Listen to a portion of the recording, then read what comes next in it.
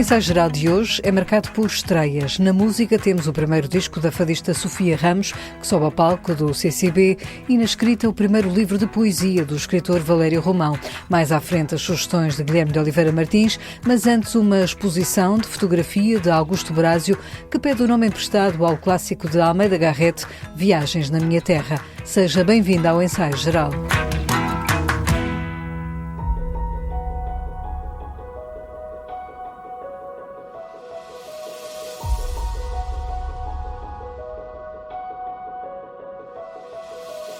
Pelo olhar da lente do fotógrafo Augusto Brásio, percorremos o país, sobretudo o seu interior. Na Galeria Narrativa, em Lisboa, está patente até 22 de fevereiro a exposição Viagens na Minha Terra. É uma mostra de fotografias que Augusto Brásio foi fazendo na última década. A entrevista ao Ensaio Geral conta como parte para o terreno que vai explorar. Preparo normalmente lendo os escritores dessas zonas, começo a ler os jornais, se há jornais regionais, tento ouvir algumas rádios, mas chegar a estes sítios com um olhar fresco também é uma coisa muito, muito interessante. Todos eles eu já tinha passado por lá, mas nunca tinha permanecido. Quando lá estou, ando muito de carro, não é? Porque são territórios grandes no interior do país, e ando muito de carro, primeiro que tudo, para fazer uma geografia na minha cabeça, ou seja, perceber a parte geográfica onde estou. E pouco a pouco vou-me estabelecendo ligações com as pessoas, não é? Quer profissionalmente, quer pelas suas atividades de lazer, de desporto, e vou entrando um pouco em algumas famílias, em alguns grupos de pessoas, não é? É a partir daí que eu começo a fotografar. E o que interessa a Augusto Brásio? O fotógrafo tanto retrata espaços, como faz retratos de pessoas ou capta pormenores. Diz que não faz um levantamento do território, quer antes mostrar as impressões que lhe ficam na alma e, sobretudo, contar uma história. Vou-me conectando com as pessoas, não é? Tanto posso ir à caça com elas, como posso ir para os trabalhos agrícolas, ou entrar em fábricas, ou ir a festas. E, portanto, vou criando laços com as pessoas. Tenho retratos, tenho paisagem, tenho pormenores, tenho outros elementos, não é? As diferentes fotografias, os diferentes assuntos, as diferentes temáticas acabam por ser elementos que compõem uma narrativa, não é? Não me interessa só fazer retratos, ou não me interessa só fazer paisagem, ou pormenores, ou o que for, não é? Agora, isto é como um texto, não é? Tem muitas palavras e aqui há muitas imagens, e elas, quando se agrupam, o que eu pretendo, na verdade, é deixar aqui uma impressão, ou deixar a porta aberta para as pessoas construírem as suas próprias histórias, não é? Viagens na Minha Terra é um projeto de Augusto Brásio em conjunto com Nelson Daires. Na exposição, na Galeria Narrativa, vemos um trabalho que espelha a descoberta que o fotógrafo faz no terreno. Neste projeto, se calhar, a fotografia acaba por ser quase algo secundário, não é? Se calhar o mais importante para mim é a minha experiência de estar nestes sítios, não é? Da descoberta, do facto de estar com outras pessoas, não é? Porque nós muitas vezes temos ideias feitas, pré-concebidas, quando vamos para determinados sítios. E aqui eu vou muito liberto, vou muito disponível para o que vou encontrar, para o que me é dado a ver, não é? O que me é dado a ouvir. E, portanto, nunca levo ideias pré-concebidas. Augusto Brásio vai para o terreno apenas com uma máquina fotográfica, uma lente, um flash e um tripé. Não quer que o seu material seja barreira para quem vai conhecer, mas no país real, do interior, tem sido confrontado com a desertificação. É um país muito deserto no interior, que por vezes provoca-me um sentimento estranho de chegar a muitas aldeias e a maior instituição ser o lar da terceira idade, não é? Poucos jovens, portanto, esse lado da desertificação talvez seja a marca maior que fica destas minhas viagens. Augusto Brásio fotografa exclusivamente em Portugal, quer continuar a explorar o território e dar seguimento a este projeto Viagens na Minha Terra. Para já pode ver parte destas imagens na Galeria Narrativa em Lisboa até 22 de fevereiro. A entrada é livre.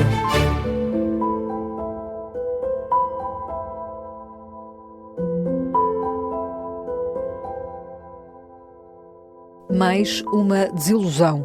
É o título do novo livro do escritor Valério Romão, que se estreia na Poesia. O livro, que transgride as fronteiras do convencional, é uma espécie de longo poema de quase 60 páginas, onde Valério Romão, num ritmo de quase enxurrada, faz um retrato pessoal do país, repescando as suas memórias de infância e adolescência. É um bocado uma viagem pela infância, não é?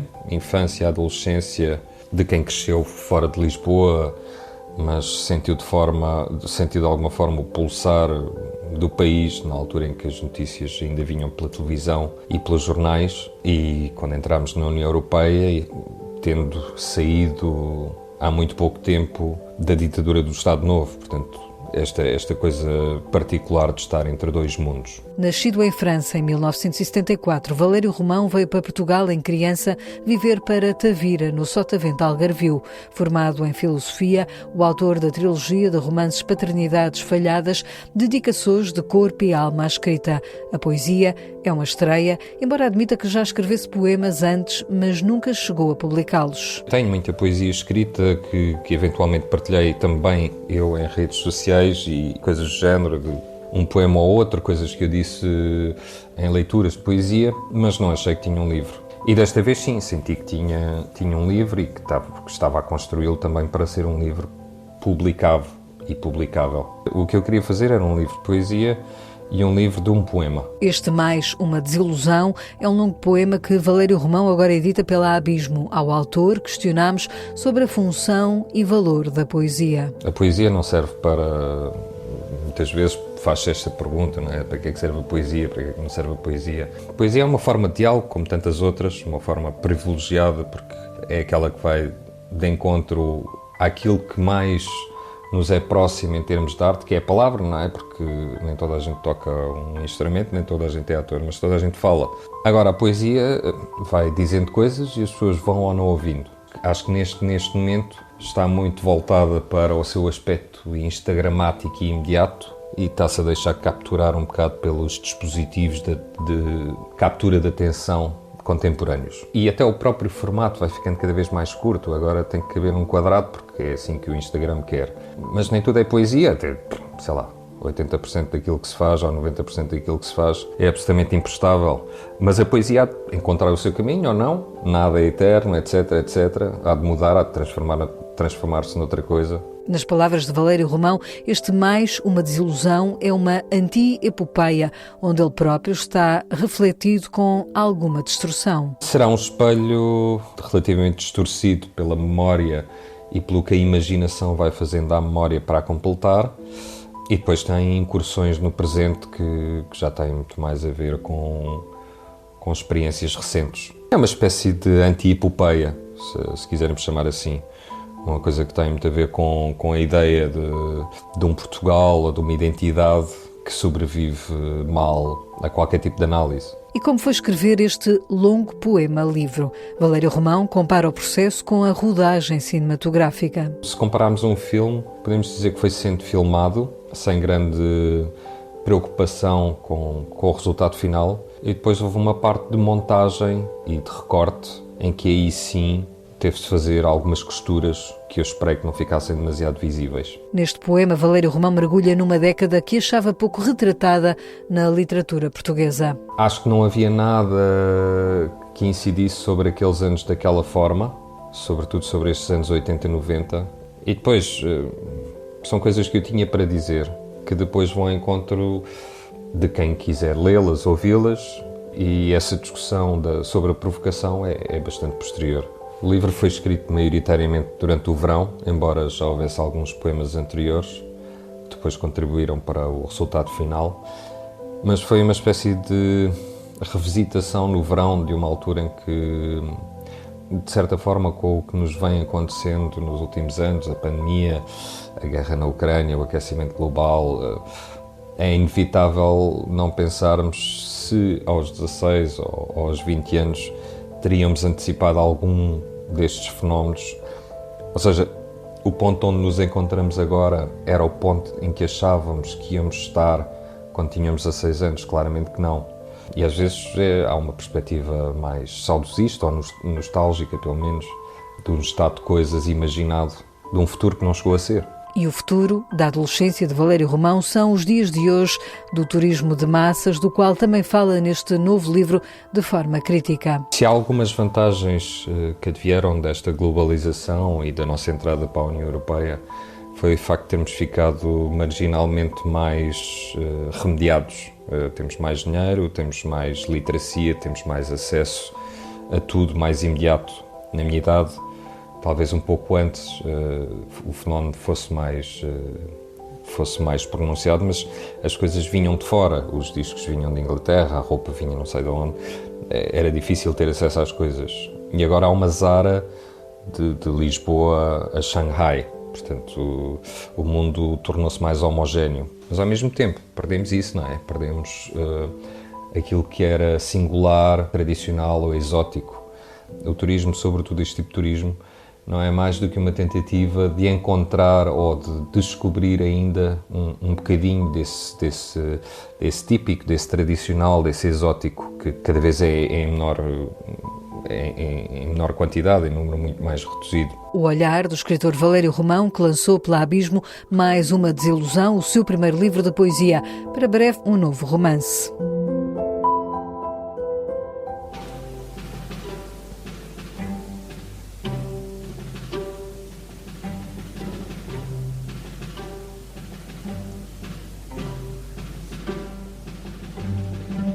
O Bolero é a composição mais conhecida de Maurice Ravel. A obra do compositor e pianista francês foi interpretada pelo seu amigo, o maestro português Pedro Freitas Branco, que dirigiu esta peça, de um único movimento, composta para um balé, estreada em 1928, de forma ímpar. A execução lenta de Pedro Freitas Branco fez com que a peça durasse 18 minutos e 30 segundos. As relações de amizade e trabalho entre estas duas figuras da música são agora exploradas no livro do maestro Cesário Costa, que diz ao Ensaio Geral como os dois músicos se conheceram. Surgiu de um convite que foi feito pelo próprio Ravel para ele se apresentar num concerto só com obras de Ravel, em janeiro de 1932, e esse concerto teve um tal sucesso do ponto de vista da crítica que, digamos, a partir daí ele acabou quase por ser um intérprete que toda a gente considerava quando a música de Ravel era interpretada. E depois, se pensarmos também em 1954, quando ele gravou um disco apenas com música de Ravel, que foi premiado pela Académie Charles Cros, exatamente pela forma como ele interpretava a música de Ravel. Noble e Sentimental, Pedro de Freitas Branco e a interpretação da música de Maurice Ravel é um livro que resulta da tese de doutoramento de Cesário Costa, o maestro que dá 2 exemplos de obras que Freitas Branco dirigiu de Ravel. Ravel pretendia que o bolero fosse uma música insuportável, fosse uma música que fosse lenta do princípio até ao fim, com a repetição constante do mesmo tema, e a gravação mais longa que existe até hoje do bolero de Ravel, ou as 2 gravações que existem do bolero de Ravel, que são as 2 únicas gravações que se conhecem do Pedro Freitas Branco, as 2 versões mais longas foram dirigidas pelo Pedro Freitas Branco, exatamente para explorar esse lado insuportável que Ravel pretendia. Outro exemplo é La Valse. La Valse era uma obra que Pedro Freitas Branco dirigia regularmente com a Orquestra Sinfónica da Embaixadora Nacional e também nos concertos que dirigia fora de Portugal. Era uma obra que ele apresentava muitas vezes como obra final do programa, e é das poucas obras em que Ravel permite, digamos, uma certa liberdade de ser flexível, e nas interpretações de Pedro Freitas Branco nós encontramos exatamente esse lado que Ravel pretendia. Figura proeminente da música portuguesa do século XX, Pedro de Freitas Branco teve um papel determinante na criação de diferentes companhias de ópera e organização de concertos, explica Cesário Costa. Naquilo que foi a atividade do Pedro Freitas Branco em Portugal, há um elemento marcante ao longo de toda a sua carreira, ao longo de toda a vida. Ele entendia que Portugal estava desatualizado relativamente àquilo que acontecia nas outras cidades europeias, aquilo que acontecia no meio musical europeu. E aquilo que ele sempre tentou ao longo de toda a carreira foi dar a conhecer novas obras, um novo repertório que nunca tinha sido apresentado em Portugal. E começou em 1928, nos Novos Concertos Sinfónicos de Lisboa, no Teatro Tivoli, em que durante 4 temporadas ele apresentou constantemente e regularmente em todos os concertos obras de compositores que nunca tinham sido estreadas em Portugal. E depois, em 1934, quando assumiu a direção da Orquestra Sinfónica da Emissora Nacional até 1961, ele continuou exatamente a desenvolver esse trabalho. Foi ele que fez a estreia em Portugal da Sagração da Primavera, ou que ele fez a estreia em Portugal de Wozzeck. E, portanto, essa foi essa marca que ele tentou mudar o meio musical português através das pessoas conhecerem outro tipo de repertório e estarem atualizadas relativamente àquilo que se passava no resto da Europa. O livro da Cesário Costa, editado pela UMS e pelo Centro de Estudos da Sociologia e Estética Musical, é apresentado amanhã no Teatro São João, no Porto, às 4 da tarde, numa sessão que contará com o autor e comentários de Luísa Cimbron, numa conversa moderada por Jorge Castro Ribeiro.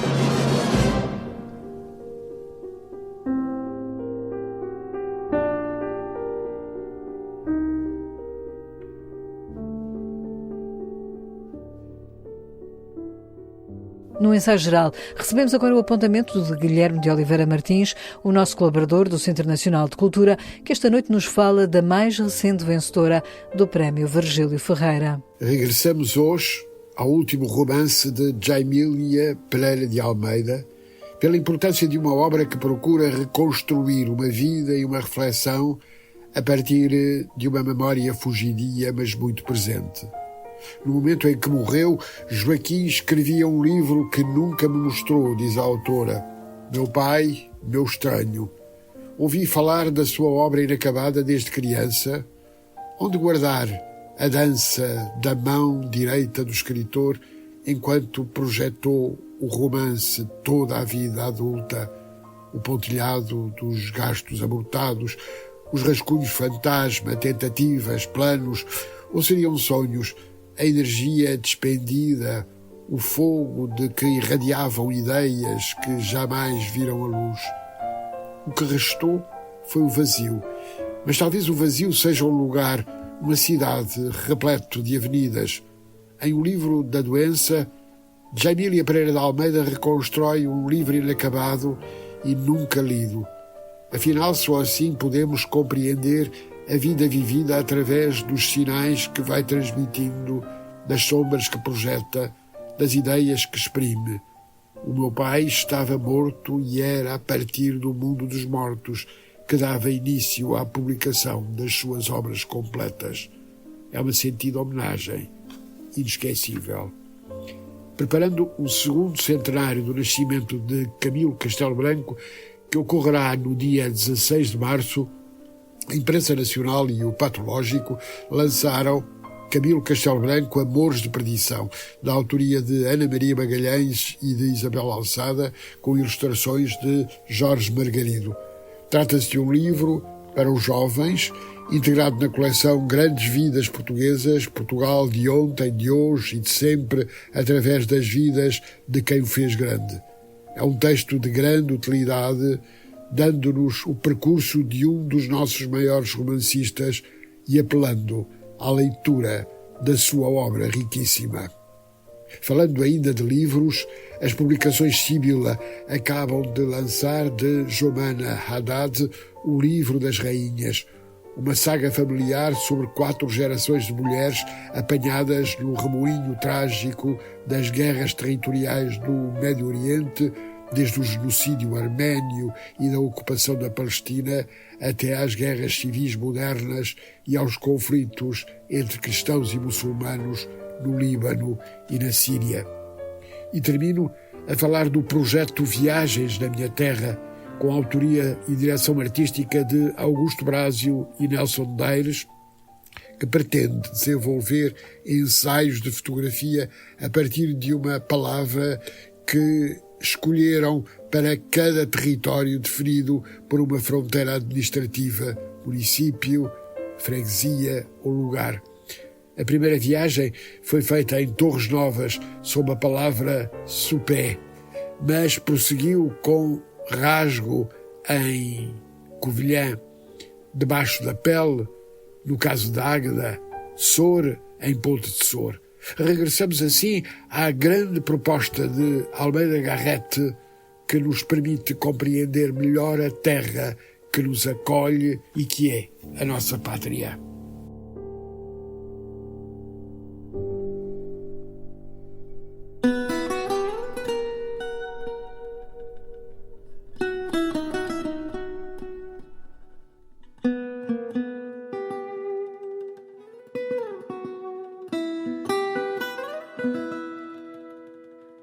Não sei quantas almas tenho. Este fado chama-se Não Sei Quantas Almas Tenho e integra Tudo o que Não Sei, o disco de estreia da fadista Sofia Ramos, que é apresentado em concerto na próxima semana no palco do Centro Cultural de Belém. O álbum é o resultado de muita aprendizagem e que espelha o perfil e percurso de Sofia Ramos. Gravei este disco ao fim de 10 anos. Eu comecei a cantar em 2014. Portanto, acho que é um bom disco de apresentação, no sentido em que sou muito eu. É sobre coisas que me dizem respeito e de que eu gosto de falar, como, por exemplo, o trânsito, um tema típico de qualquer fadista, de relações que não funcionam porque a outra pessoa não compreende o estilo de vida, as diferentes almas que o ser que nós temos e as dicotomias que temos dentro de nós. Depois também tenho um tema, eu gosto muito do Carlos Ramos e fez-me sentido gravar um tema dele. É um disco, é muito meu, são poemas e fados que eu canto há muito tempo também. Não tenho algumas coisas novas e coisas que pedi para este disco especificamente, mas há muitos fados, são fados que eu canto desde que comecei a cantar. Ao ensaio geral, Sofia Ramos explica que o disco tem 12 músicas, 6 delas são fados tradicionais, um deles com letra do comentador desportivo da Renascença, Francisco Guimarães, e outros da autoria de fadistas conhecidos. Tem 4 fados tradicionais cujas letras foram escritas por fadistas, colegas. É a Marta Rosa, é a Terezinha Landeiro, o Rodrigo Costa Félix e o Carlos Leitão. São pessoas com quem eu convivo, gosto muito do trabalho deles e somos amigos, e fez-me sentido pedir a estas pessoas, porque são pessoas com quem eu me relaciono, precisava que fosse com os meus, com as pessoas que eu considero que fazem parte da minha vida também. Depois há um tema tradicional, que é o Fado Três Bairros, que foi escrito pelo Francisco Guimarães, que ele, apesar de não ser fadista no sentido em que não canta, é um apreciador de fado e está muitas vezes presente em noites de fado. Sofia Ramos venceu em 2017 o concurso O Meu Fado, da Rádio Sim, do grupo Renascença Multimédia. Foi um dia muito feliz. Sinto que foi assim uma viragem para mim, sim, mais pessoal, que pensei, ok, eu acho que sei fazer isto, posso fazer disto vida. E fez vida e profissão. Estreia-se no palco do Centro Cultural de Belém, dia 22, acompanhada por Bernardo Couto na guitarra portuguesa, Pedro Saltão na viola de fado, Francisco Brito na viola baixo e terá como convidado André Santos na guitarra elétrica. Sofia Ramos reconhece que cantar num palco implica maior responsabilidade do que na casa de fados. Eu canto em casas de fado praticamente todos os dias, não é todos os dias, tenho folgas, não é? Mas todas as semanas e estou muito habituada. Um concerto, apesar de eu tenho vindo a descobrir capaz de ficar mais à vontade em palco, às vezes até demais, começo a falar muito, mas é uma responsabilidade muito maior. As pessoas foram ali para me ver especificamente, mesmo que não me conheçam, sabiam que era aquela pessoa que ia cantar mesmo, e estou ali para mostrar aquilo que eu sou, o que é que me distingue. É com o fado Não Sei Quantas Almas Tenho que fechamos o ensaio geral desta noite, que teve sonorização de José Luís Moreira. De hoje a 8 dias vamos estar em Braga, a antecipar a abertura da Capital Portuguesa da Cultura, que arranca dia 25. Até lá, boa noite e bom fim de semana. Atento ao que sou e vejo, torno-me eles, não eu. Cada meu sonho, desejo, é do que nasci, não meu. Sou minha própria paisagem, assisto à minha passagem. Diverso móvel e só, diverso móvel e só. Não sei sentir-me onde estou, por isso alheio vou lendo como páginas meu ser. O que segue não prevendo, o que passou a esquecer. Noto à margem do que li, o que julguei que senti. Releio e digo fui eu, releio e digo fui eu. Deus sabe porque o escreveu.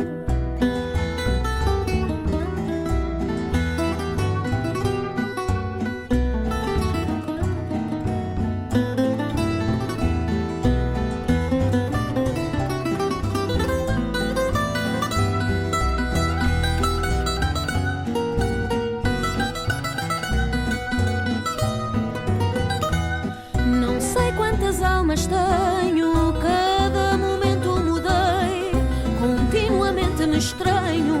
Nunca me vi nem achei, de tanto ser só tenho alma. Quem tem alma não tem calma. Quem vê é só o que vê, quem vê é só o que vê. Quem sente não é quem é.